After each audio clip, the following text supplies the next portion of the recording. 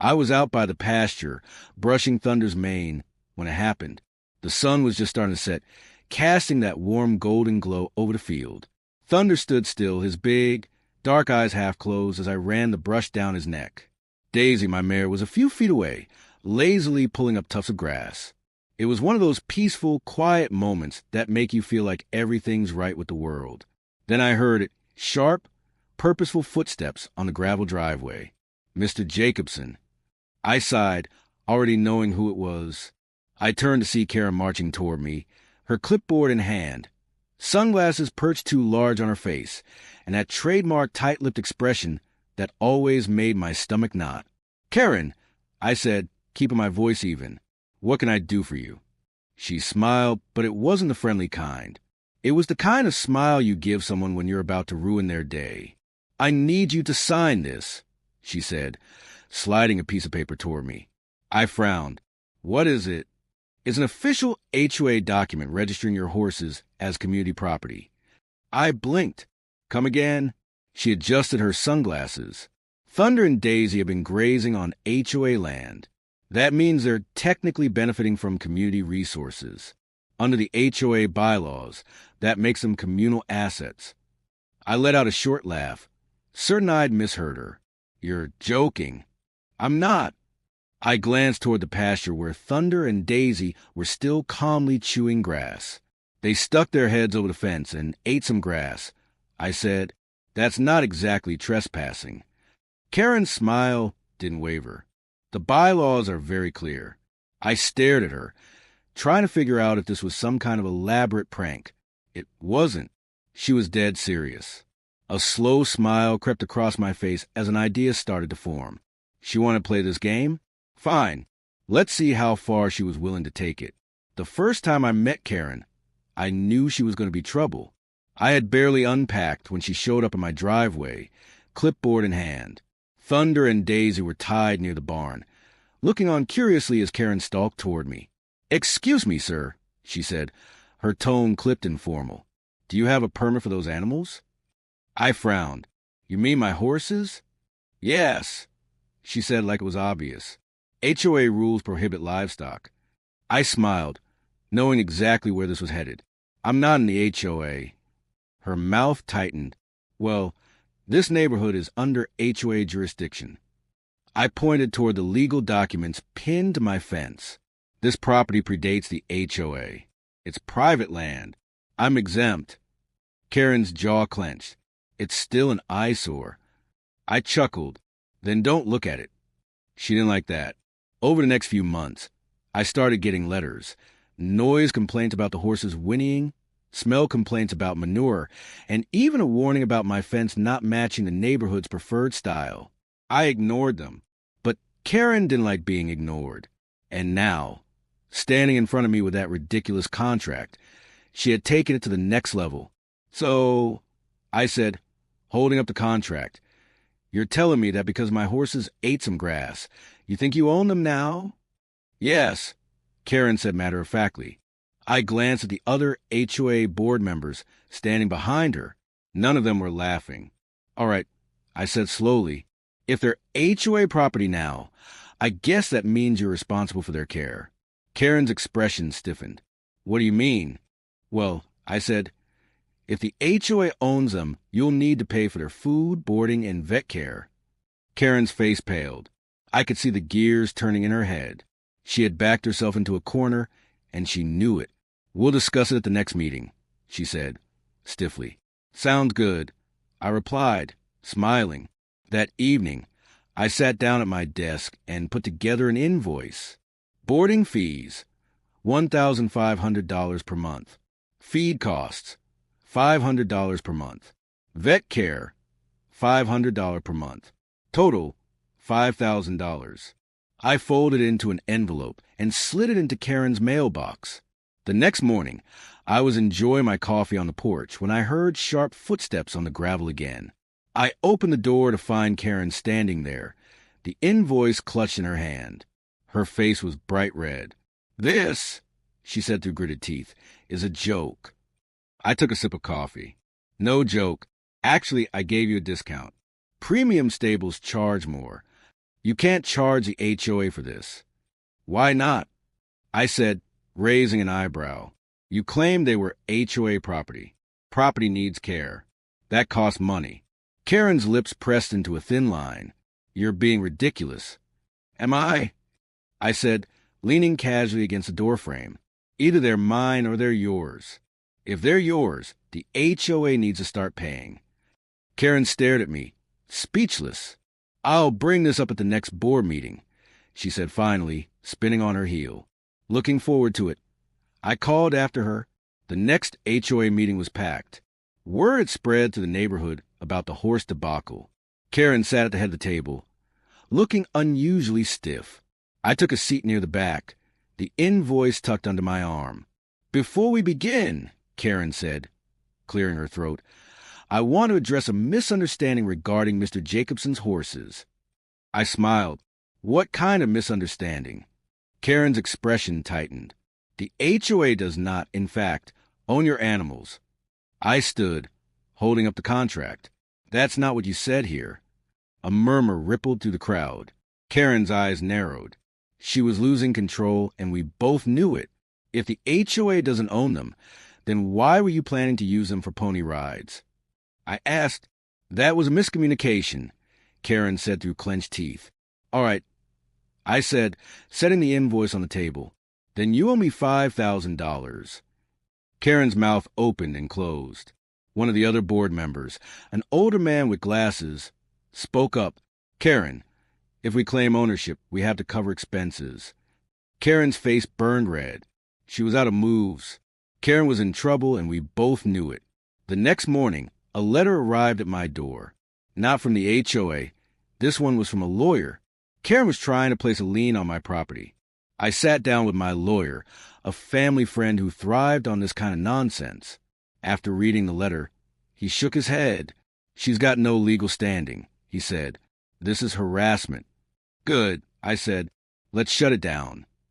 We sent a formal letter threatening legal action. Kerren was officially cornered. The next board meeting? That was the final blow. Kerren tried to recover, but the board had had enough. They voted her out by a landslide. 2 weeks later, Kerren's house went up for sale. The day she left, I threw a barbecue. Thunder and Daisy got extra apples. And that $5,000 invoice? I framed it and hung it in the barn. A reminder that sometimes it's funny how fast word spreads in a small neighborhood. By the time the next HOA meeting rolled around, the horse incident had become the hottest topic in town. Neighbors who usually skip these meetings were now showing up early, finding seats, and even standing in the back. The hum of quiet conversations filled the room, soft chuckles, knowing glances. Everyone was waiting to see what would happen next. I sat near the back, arms crossed, feeling calm. Kerren, however, was anything but calm. She sat at the head of the table, her lips pressed into a thin line, her clipboard resting stiffly in front of her. The other HOA board members sat alongside her, shifting uncomfortably. Even they could sense that things were about to get messy. Kerren tapped her pen on the table, the sharp sound cutting through the quiet. Let's begin, she said, her voice clipped. We need to discuss the issue of Mr. Jacobson's horses. I stood, taking my time. You mean the horses you claimed as HOA property? Kerren's eyes flashed. There was a misunderstanding. I smiled and held up the contract. Funny, because this paper right here says otherwise. A ripple of whispers spread through the room. Kerren's eyes narrowed. I simply meant, Kerren said, her voice tight, that their presence on HOA land allows us to regulate their behavior. Oh, I said casually, so they're not HOA property? Kerren's lips pressed together. Correct. Well, I said, slapping my invoice down on the table. Then you owe me $5,000. Laughter erupted from the crowd. Kerren's face turned an alarming shade of red. That's not how this works. Kerren snapped. Why not? I asked, if the HOA owns them, you owe me for their care. If you don't own them, then you had no right to claim them in the first place. Richard, one of the board members, leaned forward and adjusted his glasses. Kerren, he's right. If we claim ownership, we have a financial obligation. Kerren's knuckles whitened as she gripped her pen. That's not how this was supposed to go. I leaned back in my chair, arms crossed. Seems like it's going exactly how it's supposed to. Kerren shot me a withering glare, but I didn't care. The tide was turning, and for the first time since I moved into this neighborhood, I wasn't the one on the defensive. Kerren had always been confident, that cold, unwavering kind of confidence that made people second-guess themselves. But not today. After the meeting, I walked out to the parking lot and found Richard standing by his car. "Interesting night," I said. Richard chuckled. "She's in trouble. The board's losing patience with her." "I'm surprised it took this long," I said. Richard shrugged. "Kerren's been running this HOA like her personal kingdom for years. People were scared to push back." I raised an eyebrow. "Scared of what?" "She's vindictive," Richard said simply. "Fines, complaints, threats." He shook his head. "People got tired of fighting her. But this," he smiled, "this is different. You called her bluff." I rubbed Thunder's nose as he poked his head over the fence. I didn't expect it to go this far. "Oh, it's far from over," Richard said. "She's not the type to let this slide." He was right. The next morning, I saw Kerren walking past my house. Her phone pressed to her ear. She glanced toward me, and for a moment, our eyes met. She looked unsettled, vulnerable. That was new, but Kerren wasn't the type to retreat. If anything, this just meant she was regrouping. I was out in the barn when the knock came. Not the friendly kind of knock. The hard, sharp kind that makes you straighten your back before you even open the door. I wiped my hands on my jeans and opened the door. A man in a dark suit stood there, holding a thick envelope. "Mr. Jacobson?" "Yeah," I said. "What's this?" He handed me the envelope. "Kerren Davis is filing a lien against your property." I blinked. "A lien?" The man nodded. "She's claiming financial damages due to misuse of HOA property." I couldn't help it. I laughed. A deep, genuine laugh. The man hesitated. "Sir, nothing," I said, shaking my head. "It's just classic Kerren." Once he left, I sat down at the kitchen table and opened the envelope. It was official. Kerren was accusing me of essentially stealing HOA resources by letting my horses graze over the fence. I picked up my phone and dialed Paul, my lawyer. When he answered, I said, "You're not going to believe this." Paul chuckled after I explained. "Wow, she's really doubling down, huh?" "She's desperate," I said. "Can she win?" Paul snorted. "Not a chance. You're not in the HOA.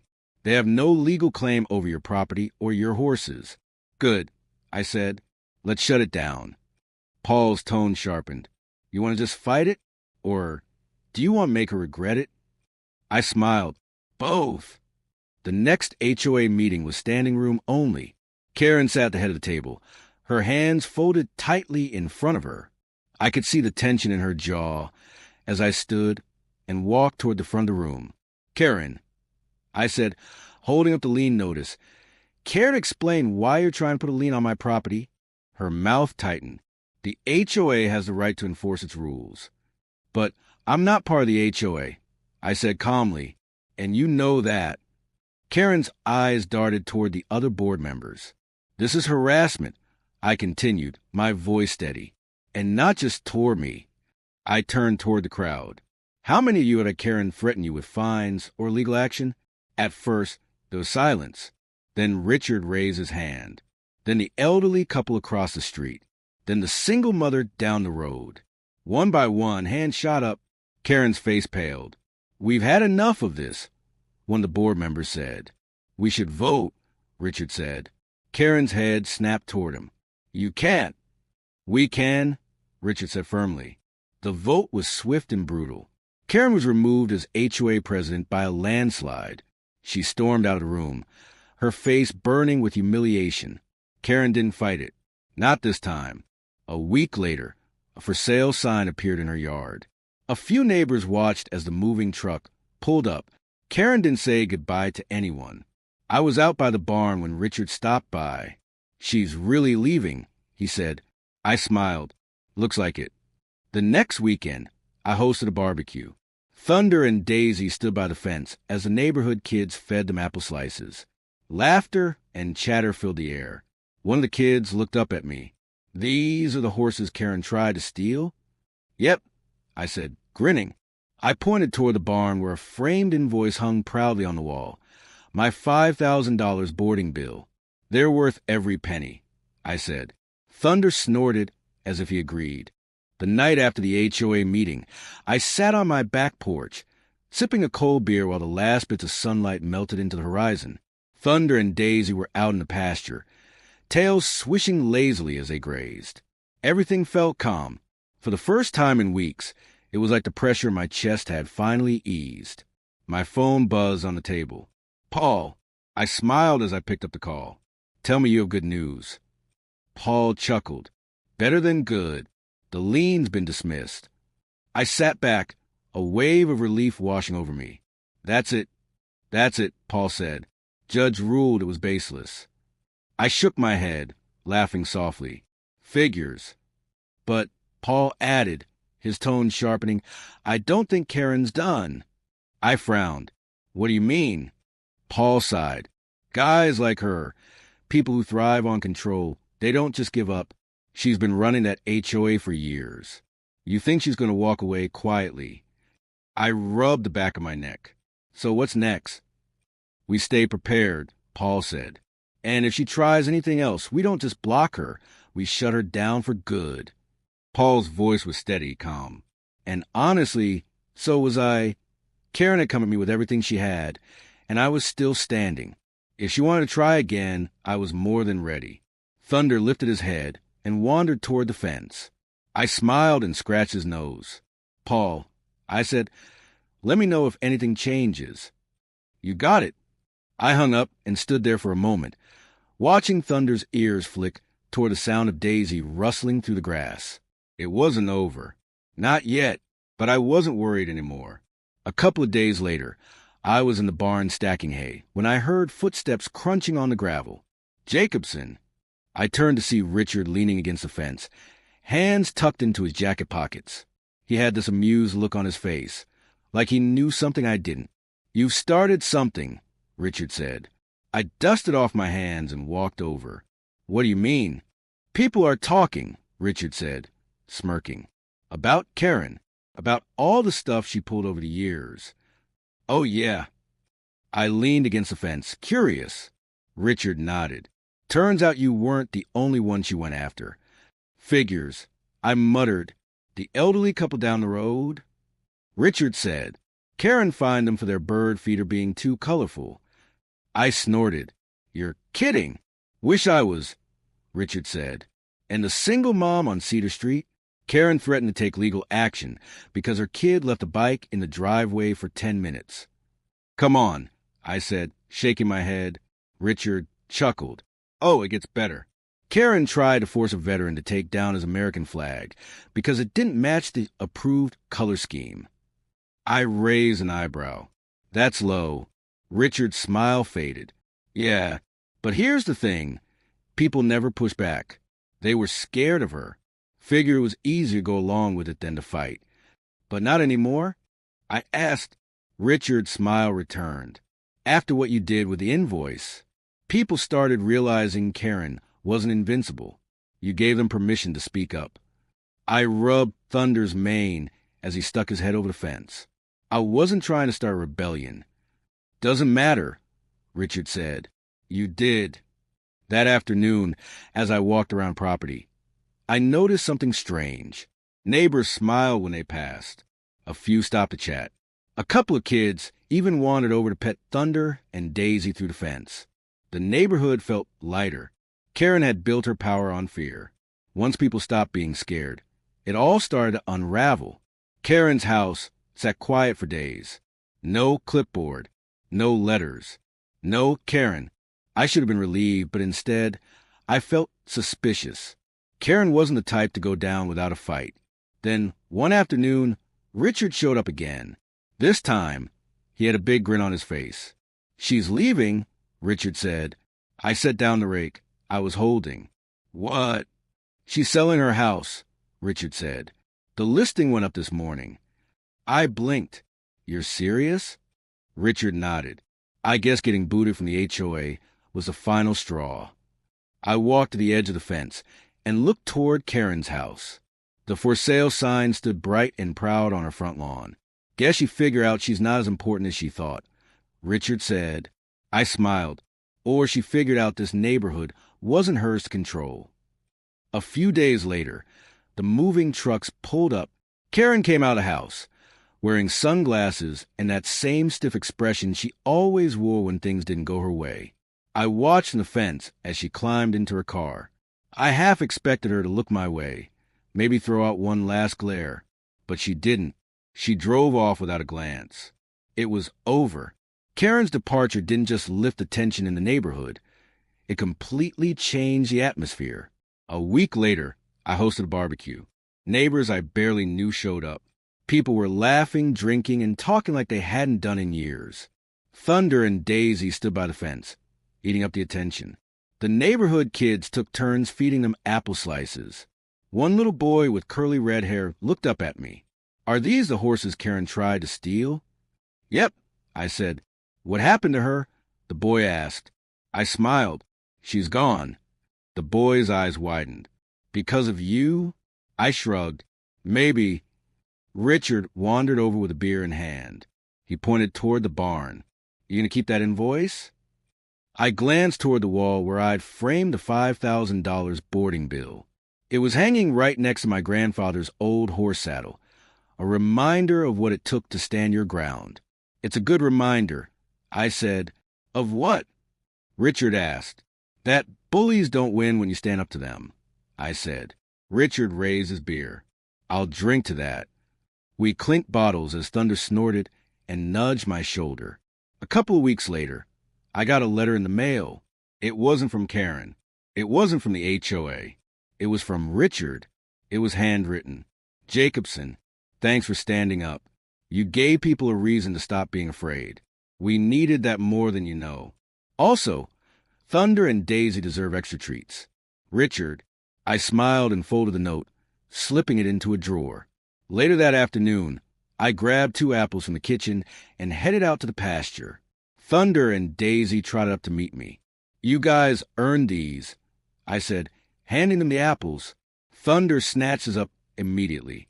Daisy took hers a little slower, nuzzling my hand afterward. I leaned against the fence, looking out at the open field. The grass swayed gently in the breeze. No Kerren, no letters, just peace. You know, I said to Thunder, this place feels different now. Thunder snorted and tossed his head. I smiled. Yeah, I think we won. Thunder nudged my shoulder, and I scratched his neck. That's right, I said, and you're worth every penny.